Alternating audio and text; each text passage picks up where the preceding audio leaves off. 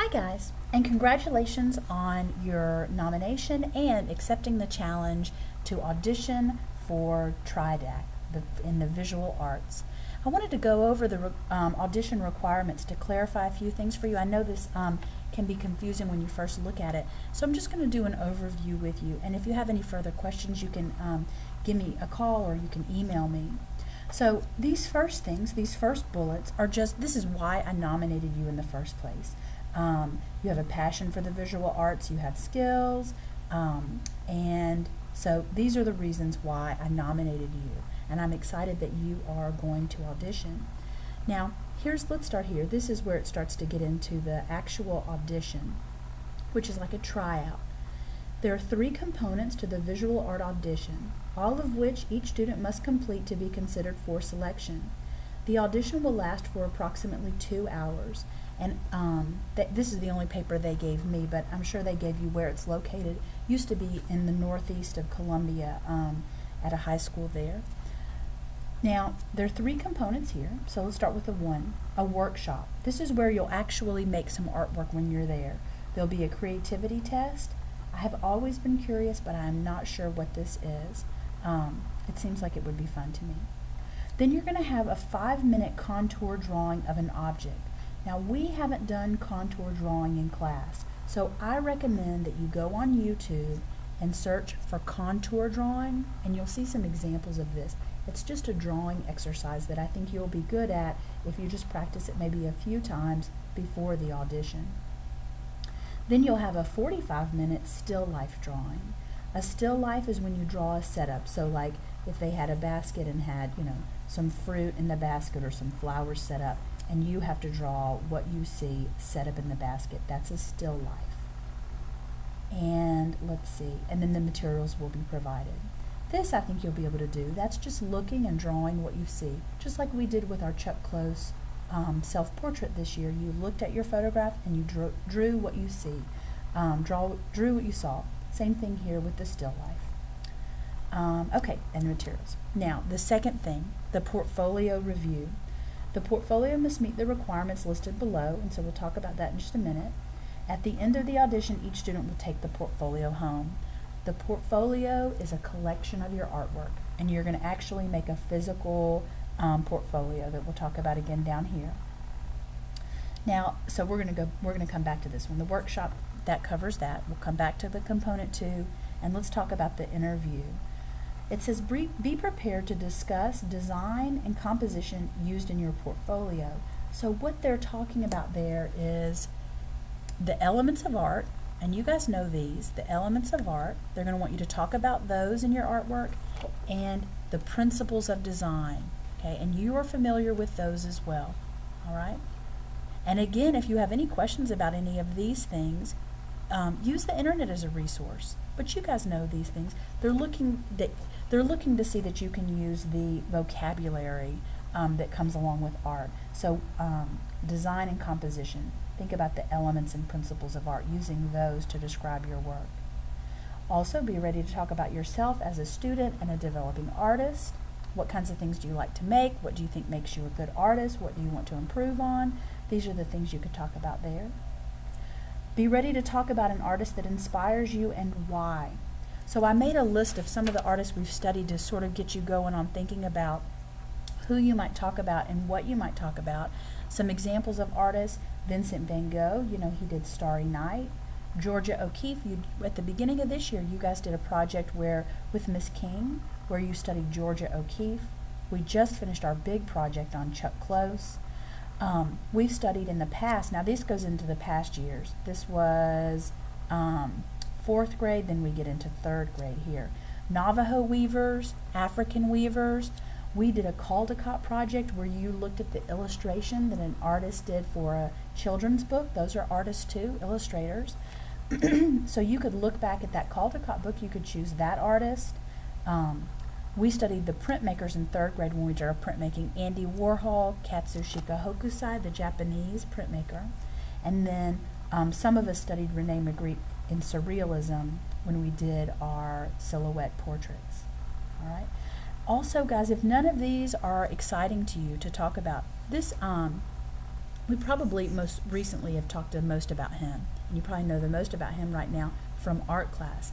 But these artists don't have to be ones you've studied in art class. I know that some of you guys like to draw from comic books or like video game characters. The people that create those are artists too. Excuse me. We've done a lot of pottery in the past couple years and not talked about artists, specific artists. We've talked more about technique there, but I bet you could go online and find some ceramic artists that make pottery and you could talk about them. So those are just to give you some ideas about artists that you may talk about for this third bullet right here. Okay? And then when you go, you're going to pick one of your artworks that you would like to discuss using appropriate art terms. All right? And so in here, maybe they'll choose the one you talk about, and in here, you get to choose the one you talk about. All right? So you're going to talk about the artwork that you've made.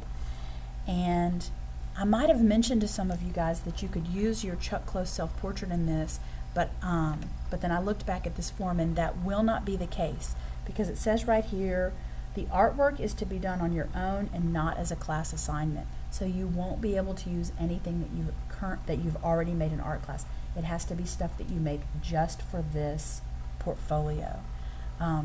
You guys are the youngest students that can audition. I know it's a lot of work. I wouldn't have nominated you if I didn't feel like you were up to the challenge. So, but do be prepared that it is a lot of work. So you'll want to get started on it.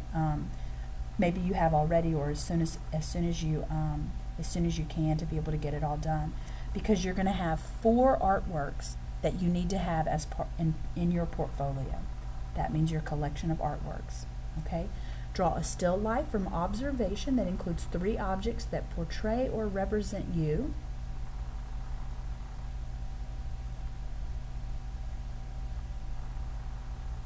What I'm looking at, guys, is this is exactly the same as last year, so I hope that this is updated. Okay, yes, I just referred to another art teacher, and she said, yeah, these are the same requirements, maybe not last year, but a couple of years ago. So when you're drawing this still life, remember, you're going to set up some things, you're going to look at them and draw what you see. They need to represent you. And be prepared to talk about how each object represents you. So for, just think about things like, paintbrush seems like an obvious choice if you're a painter, or maybe a pencil, or hobbies you like, things you like, foods you like, things that represent who you are. And let's see, so the second one, use mixed media, create an artwork of a landscape or a cityscape. Okay, mixed media means you didn't just make it with one thing. You can use collage and draw back into it, or do a painting and add collage into it, like cut and paste paper and add it to your picture. Means you're using more than one media. Media is what you make an artwork with. Mixed means it's not just one media, but it's more than one. Create a self-portrait. You guys know all about this. It says it's open-ended. Any medium, technique, or process can be used creatively. All right, so we just finished a Chuck Close inspired portrait painting or drawing. So you know what a self-portrait is, and you know one technique to use. You could think about doing a similar technique and changing it.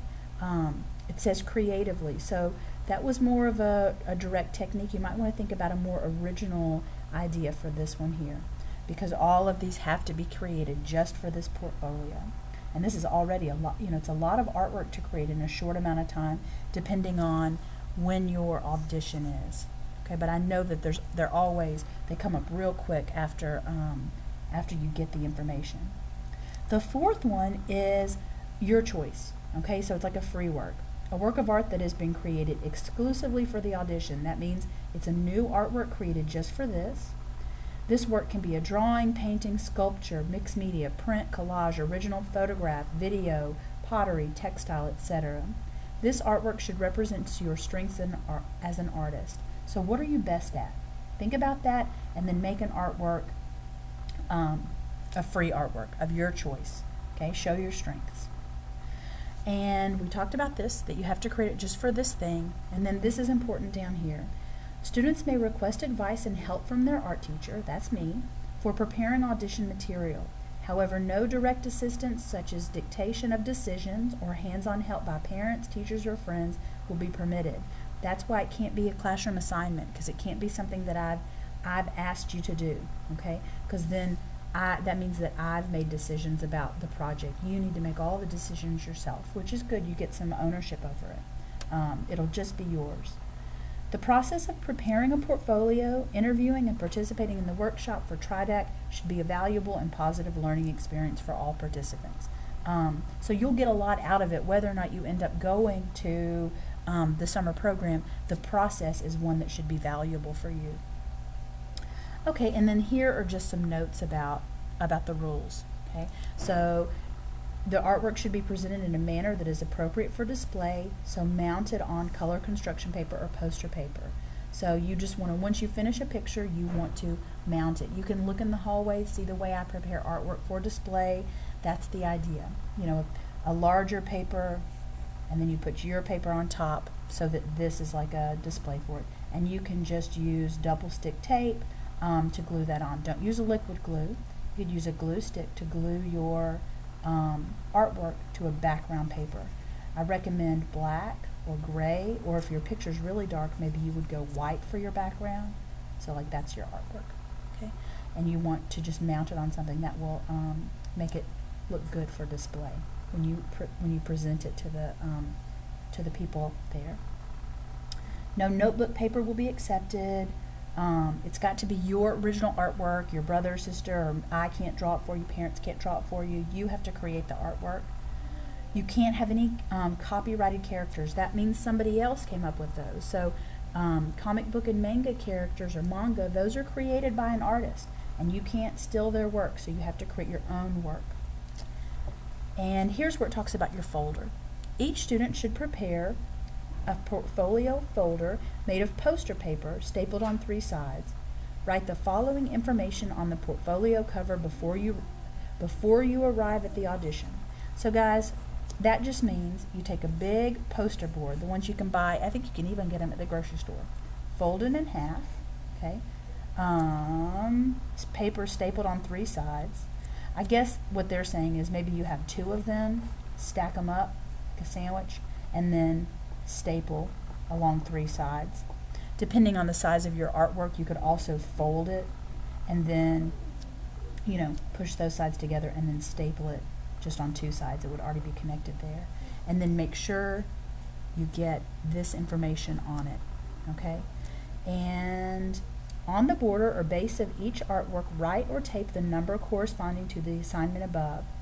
All 2D artwork should be placed in the portfolio and brought to the audition. So what that means is that all of the flat artwork goes in the folder, and if you have a, if you have a sculpture that you're taking with you, you can carry that. You obviously can't put that into the folder. Now, on the base of each artwork, so like right down here in the corner of the artwork, you want to put the number, okay? So here's a smiley face. So say, obviously this wouldn't be enough for the artwork, but if that were the example of my self-portrait, then I would take a piece of tape or write a number 3 down there. That's so that they know which artwork is which assignment, okay? And then you guys know when to go and show up and where to go. All right, so that's what I know about this. That's what I can help you with this. If you have other questions, then you can email me. You can talk to me after school. You can come by. Or you can call me here in the classroom and ask me questions. This, if you have questions outside of school, okay? If I have a class, then that might not be a good time to come and ask me questions, but throughout the day, if you have a question that comes up and you need to ask me, call me, email me, come by, and if I don't have the time, then we can find a time I can answer any other questions that come up. I wish you the best of luck. I'm excited that you're going to audition. I do want to say again, it's a lot of work. It should be fun for you. I know that you enjoy creating artwork, so you should enjoy doing the work, but it is a lot of work. So you'll want to get started on it as soon as possible. Okay, guys. Thank you.